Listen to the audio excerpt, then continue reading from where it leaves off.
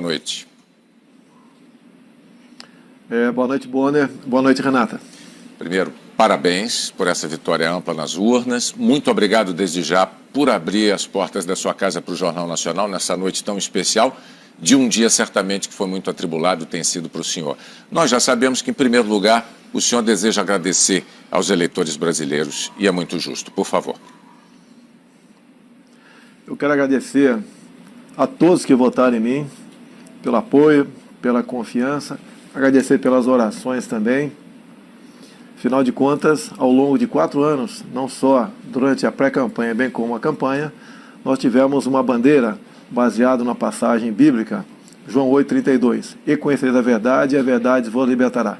Está na hora do Brasil conviver com a verdade. Então agradeço esses que acreditaram na verdade e confiaram no meu nome nas urnas.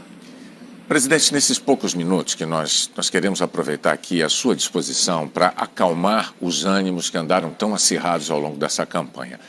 No primeiro dia, depois do segundo turno, o senhor disse aqui no Jornal Nacional que será um escravo da Constituição de 1988. No último sábado agora, na sua última aparição nas redes sociais, antes da eleição, o senhor estava com um exemplar da Constituição nas mãos e reiterou que todas as suas ações seguirão os postulados da Constituição. No seu discurso da vitória de ontem, o senhor disse que vai defender as liberdades e vai defender a democracia. Diante disso tudo, o que é que o senhor diria àqueles que ainda insistem em dizer que a sua eleição é um risco para a democracia? Primeiro dizer-lhes que as eleições acabaram. Chega de mentira, chega de fake news. Realmente, agora estamos numa outra época. Eu quero governar para todos, como você bem disse, no Brasil, não apenas para os que votaram em mim. Temos uma Constituição que tem que ser realmente a nossa Bíblia aqui na Terra e respeitá-la, porque só dessa maneira podemos conviver em harmonia. Presidente, boa noite. Durante a campanha, o senhor já teve a oportunidade de se desculpar por palavras mais fortes que usou em sua pregação sobre um projeto polêmico de educação sexual nas escolas. O senhor chegou até a pedir desculpas aqui no Jornal Nacional por ter se excedido no calor das discussões. Numa outra ocasião, o senhor disse enfaticamente não ter nada contra os gays. Depois disse que vai lutar contra aqueles que querem dividir o Brasil entre homos e héteros, entre brancos e negros, entre sulistas e nordestinos. Há relatos concretos sobre pessoas que têm agredido gays, verbal e fisicamente. Na campanha, o senhor repudiou o voto dos que usam a violência. Como presidente eleito, o que o senhor diria para aqueles que ousem ser preconceituosos e agressivos contra outro ser humano apenas por serem gays? A agressão contra um semelhante tem que ser punida na forma da lei.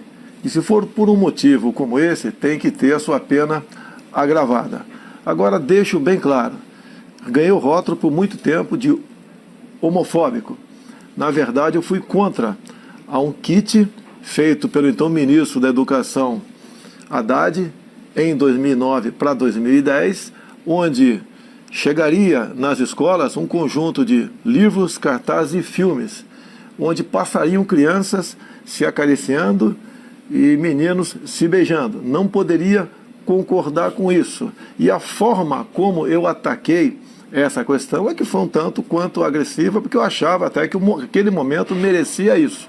Bem, tivemos em parte sucesso, porque no ano seguinte a própria presidente Dilma Rousseff, depois de ouvir as bancadas evangélica e católica, resolveu recolher esse material, mas o rótulo ficou em cima de mim.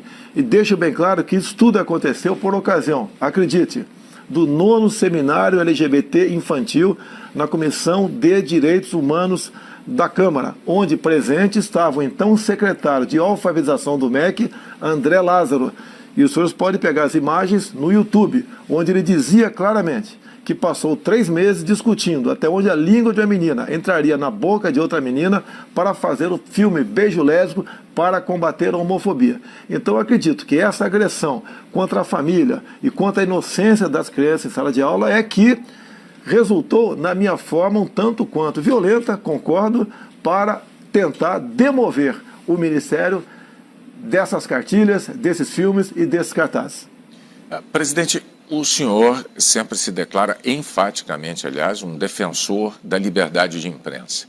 Mas em alguns momentos da campanha o senhor chegou a desejar que um jornal deixasse de existir. É indiscutível que a imprensa não é imune a erros e nem a críticas. E isso vale para qualquer órgão da imprensa profissional.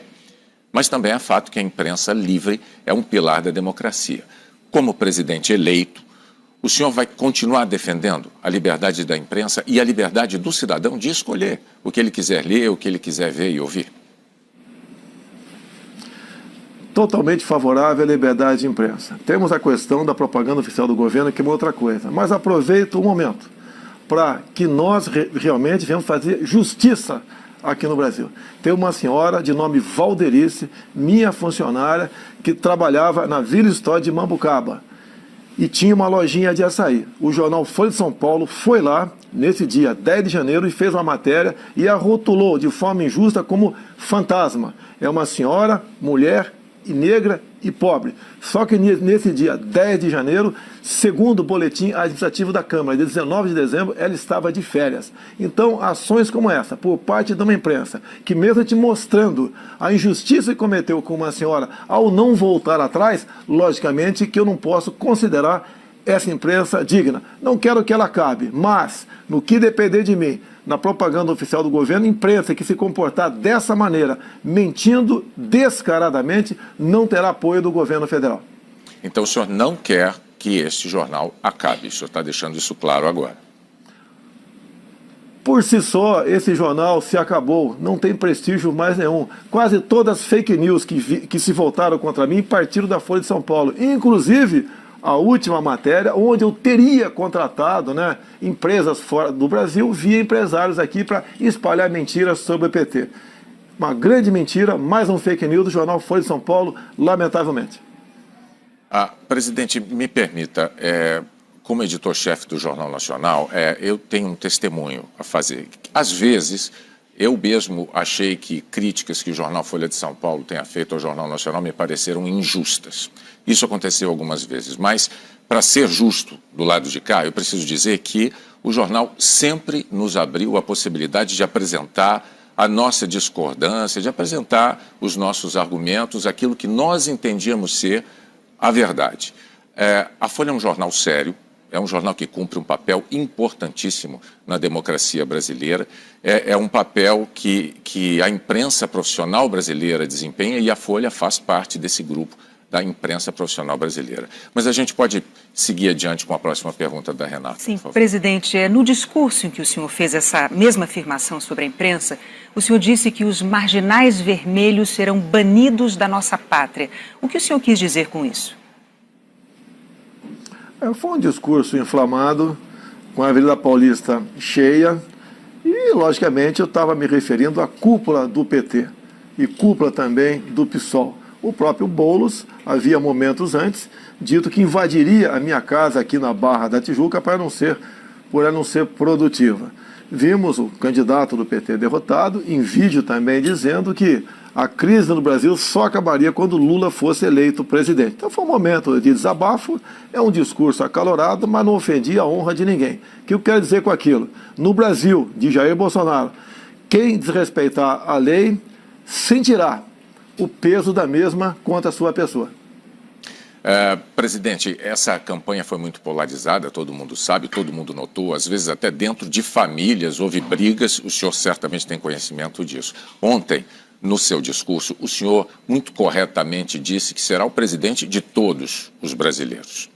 Para conseguir o seu objetivo de conciliação nacional, respeitadas as diferenças de ideias, o que é que o senhor poderia dizer agora, nesse momento aqui no JN, para os que não votaram no senhor? Dizer a todos vocês que não votaram em mim que nós estamos no mesmo barco. Se o Brasil não sair dessa crise ética, moral e econômica, todos nós sofreremos as consequências do que se aproxima no futuro. Nós queremos junto com vocês. Afinal de contas, nós temos tudo para sermos uma grande nação. O que está faltando é a união de todos, evitar as divisões. Essas divisões apareceram no governo anterior nordestinos, sulistas, brancos e negros, ricos e pobres, homos e héteros. Isso nós vamos evitar. Vamos tratar todos iguais. E eu apelo àqueles que não votaram em mim. Nos dê oportunidade agora de mostrar que realmente nós podemos fazer uma política de modo que a felicidade se faça presente em nosso meio no futuro. Presidente, uma última pergunta. O senhor disse há pouco à Record e ao SBT que pensa em convidar o juiz Sérgio Moro ou para o Ministério da Justiça ou para o Supremo Tribunal Federal. Qual dessas duas funções o senhor prefere para ele? Olha, o juiz Sérgio Moro é um símbolo aqui no Brasil. Eu costumo dizer que é um homem que perdeu a sua liberdade no combate à corrupção. Ele não pode mais ir na padaria sozinho ou ir passear com a tua família no shopping sem ter um enorme aparato de segurança ao teu lado. É um homem que tem que ter o seu trabalho reconhecido.